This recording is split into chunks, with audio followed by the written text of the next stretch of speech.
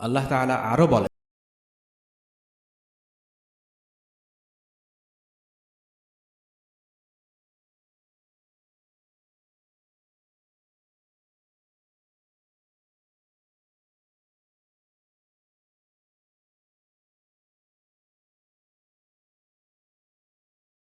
আল্লাহ ও আখিরাতের প্রতি বিশ্বাস রাখে এবং আল্লাহকে অধিক স্মরণ করে তাদের জন্য রসূলের অনুসরণের মধ্যে রয়েছে উত্তম আদর্শ। সূরা আহজাব আয়াত ২১। আল্লাহ তাআলা মুসলিমদের জন্য যে জীবন ব্যবস্থা নির্ধারণ করেছেন তা হলো ইসলাম। ইসলাম হলো আল্লাহর কাছে একমাত্র গ্রহণযোগ্য দিন। মুসলিমরা কখনোই সফল হতে পারবে না যদি না তারা ইসলামকে আঁকড়ে ধরে, ইসলামকে তাদের জীবন ব্যবস্থার মূল সূত্র হিসেবে গ্রহণ করে। বর্তমান সময়ে মুসলিমদের অবমাননা আর লাঞ্ছনার একটাই কারণ, তা হলো ইসলাম থেকে আমাদের দূরে সরে আসা। মুসলিমরা যদি আবার তাদের গৌরব আর মর্যাদার সময় ফিরে পেতে চায়, তাহলে বিজ্ঞান বা গণতন্ত্র নয়, জাতীয়তাবাদ কিংবা সেকুলারিজম নয়, তাদের প্রত্যাবর্তন করতে হবে ইসলামে। আর ইসলামে পুনর্জাগরণ কখনোই সম্ভব নয় যদি না আমরা আল্লাহ রসুল সাল্লাল্লাহু আলাইহি ওয়াসাল্লামের জীবন সম্পর্কে জানি এবং তার আদর্শের অনুসরণ করি। আল্লাহ তাআলা রসুল সাল্লাল্লাহু আলাইহি ওয়াসাল্লামকে বলেছেন সিরাজাম মনিরা, এক আলোকদীপ্ত প্রদীপ। মানব জাতির বেঁচে থাকার জন্য যেমন সূর্যের আলো চাই, তেমনি তাদের সঠিক পথে পরিচালিত হতে চাই আল্লাহর রসুল সাল্লাল্লাহু আলাইহি ওয়াসাল্লামের হিদায়াতের আলো। তিনিই হলেন উসওয়া-ই হাসানা, মানব জাতির জন্য উত্তম আদর্শ। সিরাতের মূল কাহিনীতে প্রবেশ করার আগে আল্লাহর রসুল সাল্লাল্লাহু আলাইহি ওয়াসাল্লামের শ্রেষ্ঠত্ব এবং বিশেষত্ব সম্পর্কে কিছু না জানলেই নয়। আমরা সবাই জানি আল্লাহ রসুল ছিলেন সকল নবী ও রসুলদের মধ্যে শ্রেষ্ঠ। তার মর্যাদা এতটাই উপরে যে আমরা যতই তার প্রশংসা করি না কেন, কখনো আমরা তার যথাযথ কদর করতে পারবো না। তাই আমরা একটি হাদিস শুনব, যা শুনলে আমরা অন্তত আল্লাহ রসুল সাল্লাল্লাহু আলাইহি ওয়াসাল্লামের উচ্চ মর্যাদা ও সম্মানিত অবস্থান সম্পর্কে অন্তত ধারণা করতে পারি। কিয়ামত দিবসের কথা মুসলিম কাফির নির্বিশেষে সকলে অনুধাবন করবে ইসলাম ছিল সত্য, কিন্তু ততক্ষণে অনেক দেরি হয়ে গেছে। দীর্ঘ সময়ে হাসরের ময়দানে দাঁড়িয়ে থেকে মানুষ অধৈর্য হয়ে পড়বে। তাই তারা আদি পিতা আদম আলাইহিসসালাতু ওয়াসসালামের কাছে গিয়ে বলবে, হে আদম, আপনি আমাদের পিতা, আল্লাহ সুবহানাহু ওয়া তাআলা তার রূহ আপনার মধ্যে ফুঁকে দিয়েছিলেন। আপনি কি দেখতে পাচ্ছেন না আপনার সন্তানদের কি অবস্থা?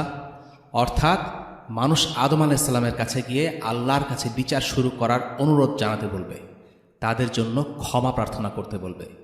কিন্তু আদম আলাইহিসসালাম বলবেন, আমি এমন একটা গুনাহ করেছি যা করা আমার উচিত হয়নি, তাই আমি নিজেকে নিয়েই চিন্তিত। তিনি বলবেন, ইয়া নাফসি ইয়া নাফসি, অর্থাৎ আমার কি হবে, আমার কি হবে। তখন সব মানুষ যাবে নূহ আলাইহিসসালাতু ওয়াসসালামের কাছে, কিন্তু তিনিও বলবেন, আল্লাহ আমাকে কারো জন্য সুপারিশ করতে নিষেধ করেছিলেন, কিন্তু আমি আমার পুত্রের জন্য সুপারিশ করে তার অবাধ্যতা করে ফেলেছি। অর্থাৎ নূহ আলাইহিসসালাম নিজেকে নিয়ে দুশ্চিন্তায় থাকবেন। তিনিও বলতে থাকবেন, ইয়া নাফসি ইয়া নাফসি। এরপর তারা যাবে ইব্রাহিম আলাইহিসসালাতু ওয়াসসালামের কাছে। তারা তাকে অনুরোধ করবে যেন তিনি তাদের হয়ে আল্লাহর কাছে অনুরোধ করেন, বিচার দিবসের ফয়সালা শুরু করেন। কিন্তু ইব্রাহিম আলাইহিসসালাম বলবেন, আমি ৩ বার মিথ্যা বলেছি। যদিও প্রকৃতপক্ষে তিনি মিথ্যা বলেননি, কিন্তু তারপরেও দুশ্চিন্তায় ছিলেন। প্রথম মিথ্যেটি হল, সেই রাতে যেদিন ইব্রাহিম আলাইহিসসালামের জাতি উৎসব উদযাপনে বেরিয়েছিল, কিন্তু ইব্রাহিম আলাইহিসসালাম তাদের সাথে যেতে চাননি। তাই অজুহাত হিসেবে বলেছিলেন, আমি অসুস্থ।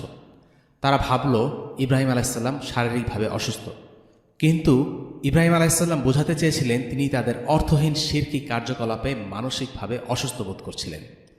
দ্বিতীয় মিথ্যাটি ছিল তখন যখন ইব্রাহিম আলাইহিসসালাম সব মূর্তি ভেঙে সবচেয়ে বড় মূর্তিটির কাঁধে কোরাল ঝুলিয়ে রাখলেন। লোকজন ফিরে এসে জিজ্ঞাসাবাদ করায় ইব্রাহিম আলাইহিসসালাম উত্তর দিয়েছিলেন, সবচেয়ে বড় মূর্তিটা এটা করেছে।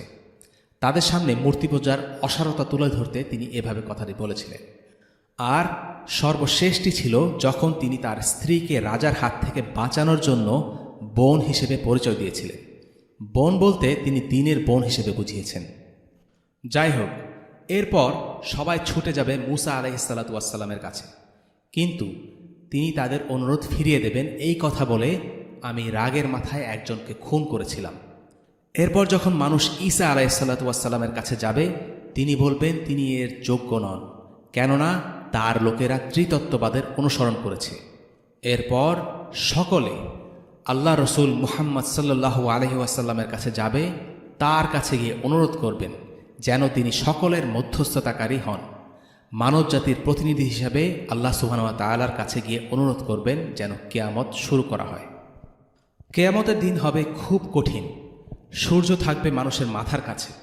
মুসলিম কাফির নির্বিশেষে সবাই মরিয়া হয়ে যে কোনো মূল্যে এই দীর্ঘ অপেক্ষমান সময়ের অবসান চাইবে। শেষ পর্যন্ত তারা ছুটে যাবে আল্লাহ রসুল সাল্লাল্লাহু আলাইহি ওয়াসাল্লামের কাছে, আর তিনি তাদের অনুরোধ রাখবেন, বলবেন আনা লাহা আনা লাহা, অর্থাৎ আমি পারব, আমি পারব। عسى أن يبعثك ربك مقاما محمودا। আশা করা যায় তোমাদের রব তোমাকে প্রতিষ্ঠিত করবেন মাকাম আল মাহমুদে। সূরা ইসরা আয়াত ৭৯। আল মাকাম আল মাহমুদ হলো একটি স্টেশন, যে স্টেশনে থাকবেন কেবল মুহাম্মদ রাসূলুল্লাহ সাল্লাল্লাহু আলাইহি ওয়াসাল্লাম। এটি হলো এক সম্মানিত ও প্রশংসিত স্থান, আর কেউ এই সম্মান ও প্রশংসার ভাগীদার হবে না। এরপর তিনি সমগ্র মানবজাতির হয়ে মধ্যস্থতা করবেন, যেন তাদের উপর থেকে বিচার দিবসের কষ্ট কিছুটা লাঘব হয়। সমগ্র মানবজাতি তখন আল্লাহ রসুল সাল্লাল্লাহু আলাইহি ওয়াসাল্লামের প্রশংসা করবে। এই দুনিয়াতে যারা আল্লাহ রসুল সাল্লাল্লাহু আলাইহি ওয়াসাল্লামকে অস্বীকার করেছে, তাকে ঘৃণা করেছে, মিথ্যাচার করেছে, তারাও সেদিন আল্লাহ রসুলের প্রশংসা করবে। আল্লাহ রসুল হলেন শেষ নবী, তারপরে আর কোনো নবী আসবেন না। তিনি হলেন একমাত্র নবী যাকে সমগ্র মানব জাতির জন্য পাঠানো হয়েছে। তিনি ছাড়া আর যত নবী বা রাসূল এসেছেন, তারা এসেছেন নির্দিষ্ট একটি সময়ের জন্য, নির্দিষ্ট একটি জাতির জন্য। কিন্তু আল্লাহ রসুল সাল্লাল্লাহু আলাইহি ওয়াসাল্লাম স্থান কাল পাত্রের সীমা ছাড়িয়ে সকল যুগের সকল প্রজন্মের জন্য এসেছেন। আল্লাহ রসুল সাল্লাল্লাহু আলাইহি ওয়াসাল্লামের উম্মাহ হচ্ছে সংখ্যার দিক থেকে সর্ববৃহৎ উম্মাহ এবং গুণে মানে সেরা উম্মাহ। আল ইসরা ওয়াল মিরাজের রাতে আল্লাহ রসুল সাল্লাল্লাহু আলাইহি ওয়াসাল্লামকে তার উম্মাহর আকার দেখানো হয়েছিল। সেই উম্মাহ ছিল বিশাল, পুরো দিগন্ত জুড়ে বিস্তৃত। তাকে দেয়া হয়েছে সবচেয়ে সেরা মুজিজা, সেটা হলো কোরআন। অন্য নবীদের ক্ষেত্রে যে মুজিজা দেয়া হয়েছিল সেগুলো আমরা কোরআনে জেনেছি, কিন্তু সেগুলো আমরা নিজের চোখে দেখতে পাই না। কিন্তু আল্লাহ রসুল সাল্লাল্লাহু আলাইহি ওয়াসাল্লামকে এমন একটি মুজিজা দেয়া হয়েছে যেটি আমরা নিজের চোখে দেখতে পাই। আর কোনো নবীর ক্ষেত্রে এমনটি হয়নি। আল্লাহ রসুল সাল্লাল্লাহু আলাইহি ওয়াসাল্লাম হলেন সেই নবী যিনি ৭ আসমানের ওপরে আরোহণ করে আল্লাহ সুবহানাহু ওয়া তাআলার সাথে সাক্ষাৎ করেছিলেন। এই মর্যাদা অন্য কোনো নবীকে দেয়া হয়নি। মূসা আলাইহিস সালাম আল্লাহর সাথে কথা বলেছিলেন সত্য, কিন্তু সেটি ছিল দুনিয়ার বুকে কথোপকথন। কিন্তু আল্লাহ রসুল সাল্লাল্লাহু আলাইহি ওয়াসাল্লাম আল ইসরা ওয়াল মিরাজে তিনি নবীদের সাথে সাক্ষাৎ করেছেন। তার ইমামতিতে অন্য নবীরা সকলে সালাত আদায় করেছেন। তিনি আল্লাহর সাথে কথা বলেছেন, জান্নাত ও জাহান্নাম তাকে দেখানো হয়েছিল। এই অনন্য মর্যাদা কেবল আল্লাহ রসুল মুহাম্মদ সাল্লাল্লাহু আলাইহি ওয়াসাল্লামের জন্য। আল্লাহ রসুল সাল্লাল্লাহু আলাইহি ওয়াসাল্লাম সব কিছুতেই প্রথম স্থানে থাকবেন। তিনি হবেন সবার নেতা। আনা সাইয়্যিদুনান নাসি ইয়াউমাল কিয়ামা, কিয়ামত দিবসে আমি হব মানব জাতির নেতা। কিয়ামতের দিন সবার আগে যাকে উত্থিত করা হবে তিনি হলেন আমাদের রসূল সাল্লাল্লাহু আলাইহি ওয়াসাল্লাম, আর তারপরেই মানব জাতির পুনরুত্থান শুরু হবে, যে কারণে তার একটি নাম হলো আল হাসির বা জড়কারী। সবার আগে যিনি মানুষের হয়ে মধ্যস্থতা করবেন তিনি হলেন আমাদের রসূল সাল্লাল্লাহু আলাইহি ওয়াসাল্লাম। তার শাফাত ছাড়া কোনো মুমিন জান্নাতে প্রবেশ করতে পারবে না। তিনি মানুষের জন্য এত বেশি শাফাত করবেন যার সংখ্যা আল্লাহ ছাড়া আর কেউ জানেন না। কিয়ামত দিবসে যিনি সবার আগে পুল সিরাতে পার হবেন তিনি হলেন আমাদের রসূল সাল্লাল্লাহু আলাইহি ওয়াসাল্লাম। জান্নাতের দরজাগুলো যার নামে খুলে যাবে, জান্নাতের সর্বপ্রথম যার প্রবেশ ঘটবে তিনি হলেন আমাদের রসূল সাল্লাল্লাহু আলাইহি ওয়াসাল্লাম। এমনকি তার উম্মতি অন্য সব উম্মতের আগে জান্নাতে প্রবেশ করবে। আল্লাহ সুবহানাহু ওয়া তাআলা তার জন্য রেখেছেন এক বিশেষ নদী যার নাম আল কাউসার। নিশ্চয়ই আমি আপনাকে আল কাউসার দান করেছি। সূরা আল কাউসার আয়াত ১। সেই নদীর তীর হবে স্বর্ণের, আর সেই নদীর বিছানা হবে মুক্তা আর চুনি পাথরের। সেই নদীর পানি হবে দুধের চাইতেও সাদা, মধুর চাইতেও মিষ্টি, ঘ্রাণ হবে মেশকের চাইতেও সুবাসিত। জান্নাতে আল্লাহ রাসূল সাল্লাল্লাহু আলাইহি সাল্লামের স্থান হবে সর্বোচ্চেরও সর্বোচ্চে, আল ওয়াসিলা। তার মর্যাদা ও শ্রেষ্ঠত্ব হবে পুরো সৃষ্টি জগতের সব কিছুর ওপরে, আল ফাদিলা। আল ফিরদাউস হলো জান্নাতের সর্বোচ্চ পর্যায়, আর ফিরদাউসের সর্বোচ্চ পর্যায় হলো আল ওয়াসিলা। জান্নাতকে তুলনা করা যেতে পারে পিরামিডের সাথে। জান্নাতের ওপরে যত ওঠা যায় সেখানে মানুষের সংখ্যা তত কমতে থাকে। জান্নাতের একদম উঁচুতে এমন একটি স্তর থাকবে যেটাকে বলা হয় আল ওয়াসিলা, যেটি হবে আল্লাহর আরশের নিচে। আর এই আল ওয়াসিলাতে থাকার জন্য যে অনন্য সম্মান, তা আল্লাহ কেবল তার একজন বান্দাকেই দিয়েছেন। তিনি আর কেউ নন, তিনি হলেন আমাদের রাসূল সাল্লাল্লাহু আলাইহি ওয়াসাল্লাম। আমরা যখন আল্লাহ রাসূল সাল্লাল্লাহু আলাইহি ওয়াসাল্লামের ঘটনাগুলো শুনি, তখন স্বাভাবিকভাবেই আমাদের দেখতে ইচ্ছে করে আল্লাহ রাসূল সাল্লাল্লাহু আলাইহি ওয়াসাল্লাম কেমন ছিলেন, কেমন ছিলেন তার ব্যক্তিত্ব। এই বিষয়গুলো আমরা বিশদভাবে জানতে পারব শামায়েলের কিতাবে। সিরাতে এগুলো বিস্তারিতভাবে আলোচনা করা হয় না। সিরাতে মূলত আলোচনা করা হয় প্রাক ইসলামী যুগের রাজনৈতিক অবস্থা, আল্লাহ রাসূল সাল্লাল্লাহু আলাইহি ওয়াসাল্লামের জন্ম, নবুয়ত, দাওয়াহ, মদিনায় হিজরত, জিহাদ এবং সর্বশেষে তার মৃত্যু। তবু আমরা এই পর্বে খুব সংক্ষেপে আল্লাহ রাসূল সাল্লাল্লাহু আলাইহি ওয়াসাল্লামের কিছু চারিত্রিক বৈশিষ্ট্য এবং বাহ্যিক অবয়ব নিয়ে আলোচনা করব। আল্লাহ রাসূল সাল্লাল্লাহু আলাইহি ওয়াসাল্লাম ছিলেন এমন একজন মানুষ যাকে সাহাবারা এত বেশি ভালোবাসতেন যে তারা তার দিকে তাকাতে পারতেন না। আল্লাহ রাসূল সাল্লাল্লাহু আলাইহি ওয়াসাল্লামের প্রতি তাদের তীব্র ভালোবাসার কারণে তারা তাকে দেখতে চাইতেন, কিন্তু প্রবল ভক্তির কারণে তারা তাদের নিজেদের দৃষ্টি নামিয়ে ফেলতে বাধ্য হতেন। বিষয়টি সবচেয়ে সুন্দর করে বর্ণনা করেছেন সাহাবী আমর ইবনে আল আস রাদিয়াল্লাহু আনহু। তিনি বলেন, তার প্রতি আমার ভালোবাসা এবং শ্রদ্ধাবোধ এতটাই তীব্র ছিল যে আমি কখনো তার দিকে চোখ তুলে তাকাতে পারিনি। কেউ যদি আমাকে তার দৈহিক সৌষ্ঠব বর্ণনা করার জন্য অনুরোধ করত, আমি সেটা বর্ণনা করতে পারতাম না। আর তাই সাহাবীরা আল্লাহ রাসূল সাল্লাল্লাহু আলাইহি ওয়াসাল্লামের চেহারাকে বর্ণনা করেছেন সূর্যের সাথে তুলনা দিয়ে, কখনো বা তুলনা করেছেন এক ফালি চাঁদের সাথে। একটি মজার বর্ণনা আমরা পাই জাবির ইবনে সামুরা রাদিয়াল্লাহু আনহু থেকে। তিনি বলেন, এক ভরা পূর্ণিমার রাতে বাসা থেকে বের হলেন। হঠাৎ আল্লাহ রাসূল সাল্লাল্লাহু আলাইহি ওয়াসাল্লামের দেখা পেলেন। তার ভাষায়, আমি একবার চাঁদের দিকে তাকালাম আর একবার আল্লাহ রাসূলের দিকে তাকালাম। আমার কাছে মনে হলো আল্লাহ রাসূলের মুখখানি ভরা পূর্ণিমার চাঁদের থেকেও বেশি সুন্দর। যেহেতু আল্লাহ রাসূল সাল্লাল্লাহু আলাইহি ওয়াসাল্লামের কাছের সাহাবীরা তাকে খুব ভালোবাসতেন এবং গভীরভাবে শ্রদ্ধা করতেন, তাই রাসূল সাল্লাল্লাহু আলাইহি ওয়াসাল্লাম কেমন ছিলেন এ ব্যাপারে সিনিয়র সাহাবীদের কাছ থেকে তেমন কোনো বর্ণনা পাওয়া যায় না। এই সংক্রান্ত বেশিরভাগ বর্ণনা তরুণ সাহাবী অথবা যারা পরে ইসলাম গ্রহণ করেছেন তাদের থেকে পাওয়া যায়। তবে সবচেয়ে বিখ্যাত যে বর্ণনাটি আছে সেটি হলো উম্মে মা'বাদের বর্ণনায়। সম্ভবত এটি সবচেয়ে বেশি সবিস্তারে বর্ণিত এবং সবচেয়ে সুন্দর। উম্মে মা'বাদ খুব অল্প সময়ের জন্য আল্লাহ রাসূল সাল্লাল্লাহু আলাইহি ওয়াসাল্লামকে দেখেছিলেন, কিন্তু এরপরেও সবচেয়ে বিস্তারিত বর্ণনা আমরা তার কাছ থেকে পাই। এর কারণ সম্ভবত এটাই যে যখন তিনি আল্লাহ রাসূল সাল্লাল্লাহু আলাইহি ওয়াসাল্লামকে দেখেছিলেন তখন তিনি জানতেন না যে তিনিই হচ্ছেন আল্লাহ রাসূল, আর তাই হয়তো খুঁটিনাটি সব কিছু তিনি পর্যবেক্ষণ করেছিলেন। উম্মে মা'বাদের মূল ঘটনা ইনশাআল্লাহ আমরা পরে বর্ণনা করব। আপাতত আমরা শুধু তার দেয়া বর্ণনাটুকুই উল্লেখ করছি। রাসূলুল্লাহ সম্পর্কে তিনি বলেন, আমি তাকে দেখেছি, উজ্জ্বল দীপ্ত চেহারা, সুন্দর তার গড়ন, সুদর্শন মুখশ্রী, ছিপছিপে শরীর। মাথাটা খুব ছোট নয়, বরং তিনি দেখতে অভিজাত এবং সুপুরুষ।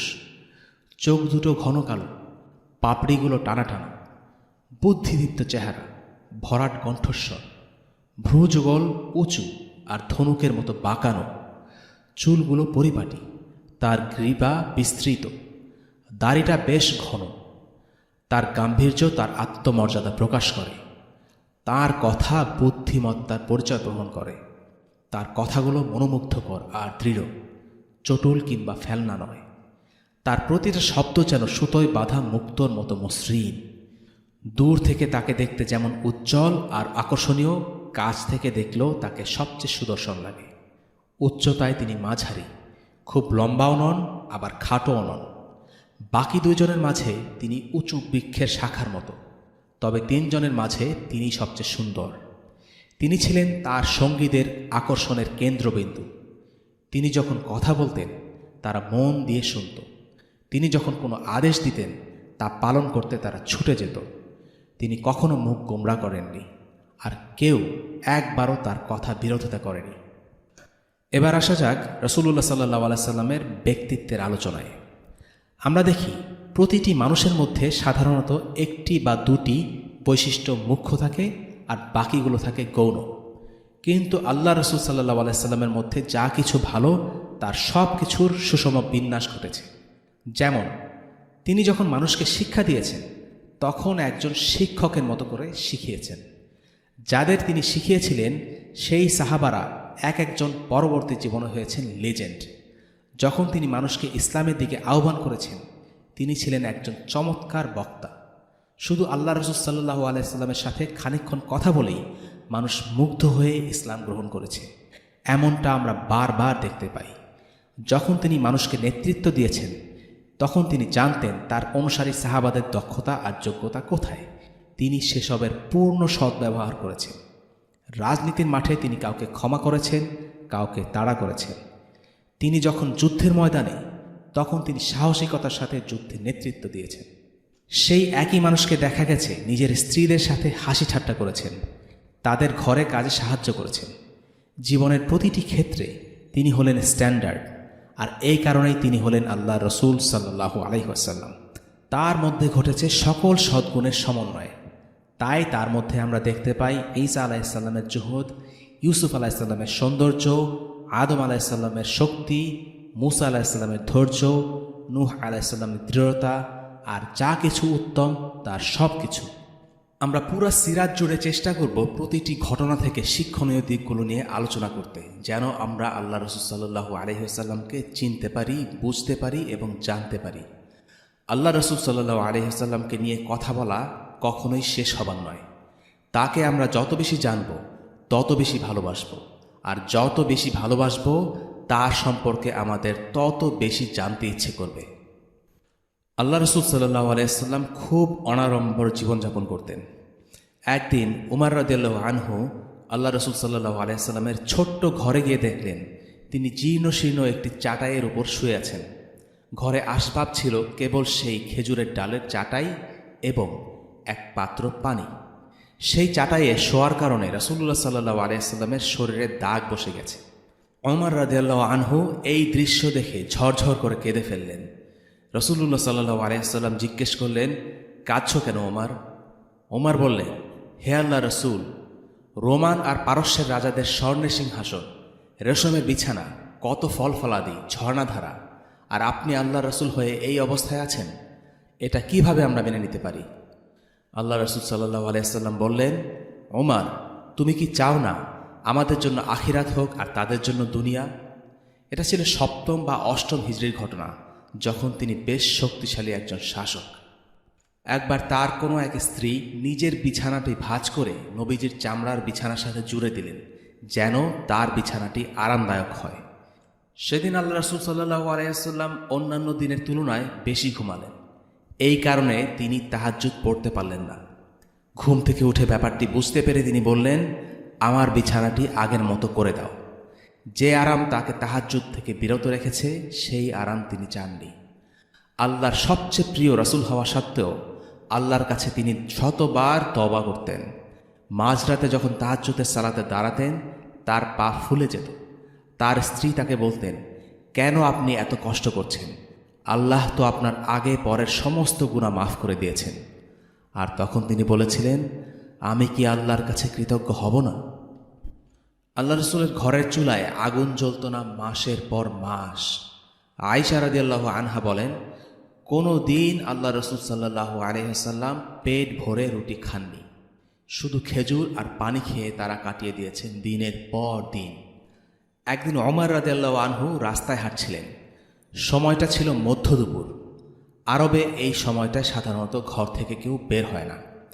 ওমর দেখলেন রাসূলুল্লাহ সাল্লাল্লাহু আলাইহি ওয়াসাল্লামও ঘরের বাহিরে। জিজ্ঞেস করলেন, ইয়া রাসূলুল্লাহ, আপনি ঘরের বাইরে কেন? রাসূলুল্লাহ সাল্লাল্লাহু আলাইহি ওয়াসাল্লাম জানতেন ওমরের বাইরে থাকার কারণ তার ঘরে খাবার মতো কিছু নেই। তাই তিনি বললেন, যে কারণে তুমি ঘরের বাইরে, সেই একই কারণে আমিও ঘরের বাইরে। কিছুক্ষণ পর তাদের সাথে যোগ দিলেন আবু বকর রাদিয়াল্লাহু আনহু। এমন সময় এক সাহাবী তাদের দেখলেন। তাদের সবাইকে বাসায় দাওয়াত করে নিয়ে গেলেন। তার একটি বকরি ছিল, সেটা জবাই করে মাংস এবং রুটি রান্না করে তাদের 3 জনকে আপ্যায়ন করলেন। খাওয়া শেষে রাসূলুল্লাহ সাল্লাল্লাহু আলাইহি সাল্লাম অপর 2 সঙ্গীকে স্মরণ করিয়ে দিলেন যে তারা পরিবারকে ক্ষুধার্ত অবস্থায় রেখে এসেছে, কিন্তু আল্লাহ তাদের অভুক্ত রাখেননি।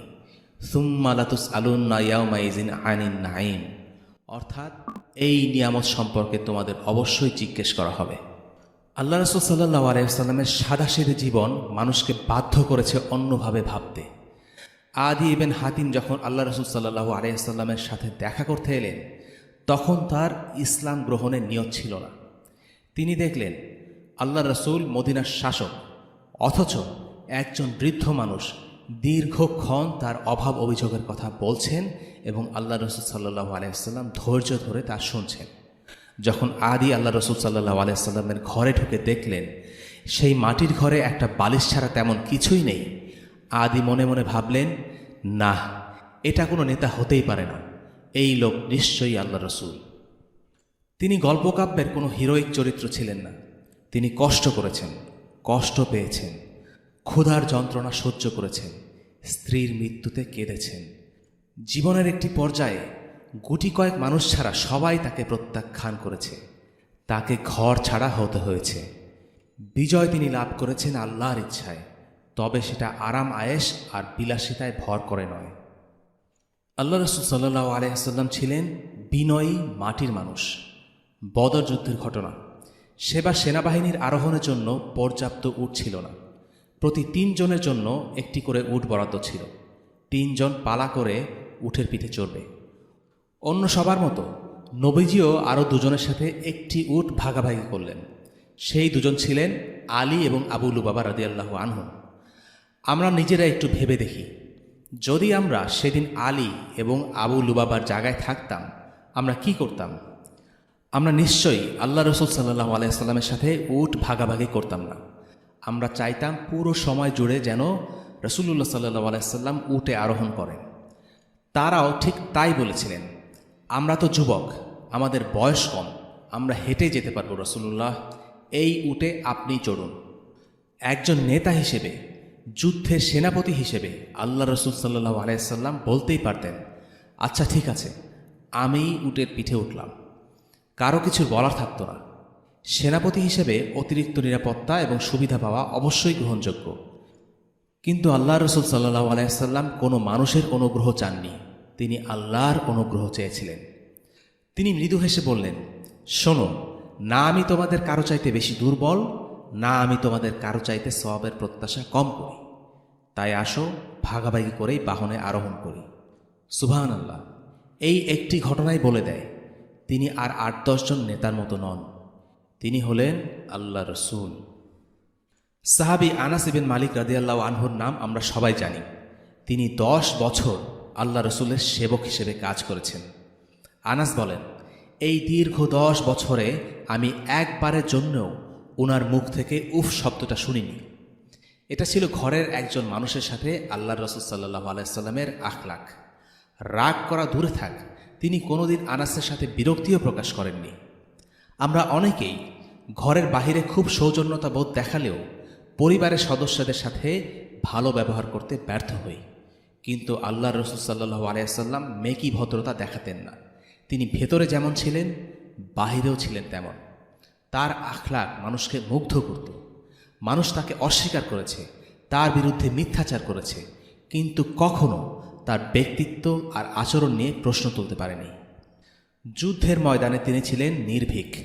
আলী ইবনে আবু তালিব রাদিয়াল্লাহু আনহু বলছেন, যখন যুদ্ধ ভয়াবহ রূপ নিত, আমরা তখন রাসূলুল্লাহর আশেপাশে আশ্রয় নিতাম। মদিনার এক রাতের কথা, লোকেরা হঠাৎ অনেক শোরগোল শুনতে পেল। সবাই ঘর থেকে বের হয়ে এলো। ভয়ে ভয়ে ধীর পদে বের হয়ে গেল কি ঘটেছে দেখার জন্য। তারা দেখল রাসূলুল্লাহ সাল্লাল্লাহু আলাইহি ওয়াসাল্লাম সবার আগে ঘর থেকে বের হয়ে শোরগোলের দিকে চলে গিয়েছেন। পথে তিনি আবু তালহার ঘর থেকে একটা ঘোড়া নিয়ে সেটায় চড়ে বসেছেন। জিন ছাড়া ঘোড়ায় বসা অত সহজ কথা না, এটাকে পৌরসত্বের প্রতীক হিসাবে দেখা হয়।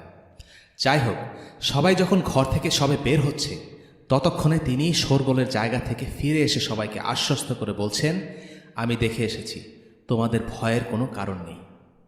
আমাদের অনেকের কাছে মনে হয় আল্লাহ রসুল সাল্লাহ আলাইসাল্লাম একজন রাশভারী মানুষ ছিলেন, চেহারায় সব সময় গাম্ভীর্য ঝুলে থাকত, আর তিনি বুঝি কঠিন কঠিন নীতিবাক্য শোনাতেন। না, তিনি এমন ছিলেন না। সাহাবীদের সাথে আল্লাহ রসুল সাল্লাহ আলাইসাল্লাম খুবই হাসি খুশি ছিলেন। তাদের সাথে তার বন্ধুত্বপূর্ণ সম্পর্ক ছিল। সাহাবীরা অবলীলায় তাদের মনের কথা তার সাথে শেয়ার করতে পারতেন। আল্লাহ রসুল সাল্লাহ আলাইসাল্লামের সঙ্গ পেতে তারা উৎসুক হয়ে থাকতেন। স্ত্রীদের সাথেও তার সম্পর্ক ছিল খুবই চমৎকার। তিনি তাদের সাথে রসিকতা করতেন।